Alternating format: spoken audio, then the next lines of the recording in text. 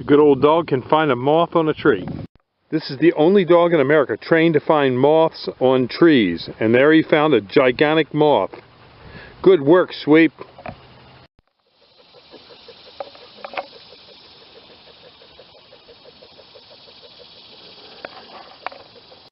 We trained this dog to find moths and such critters as bagworms on our trees in our nursery, so that we can find small bagworms or large bagworms, and he can find all kinds of bugs as well. But he's really good on big moths.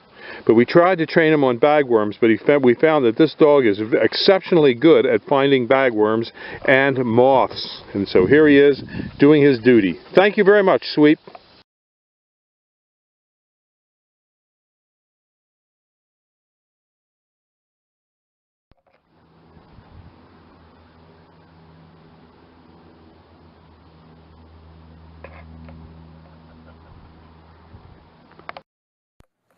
Bagworms on arborvitae at Highland Hill Farm. Here's an example of bagworms that are on trees. You can tell they're bagworms because they are little round cylinder guys that are crawling around on the tree. They usually have a bag over the worm so you can't see the worm itself.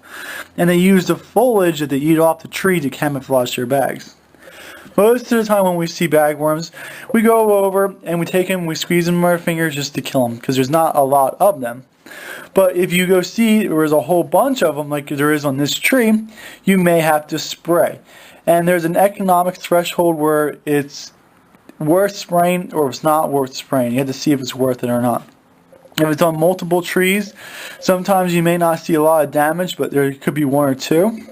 So what we do is we spray them and then we take a sample to see how many of them have died in the sample. Now when you take the sample, you can't squish them in your fingers because that wouldn't make the sample right.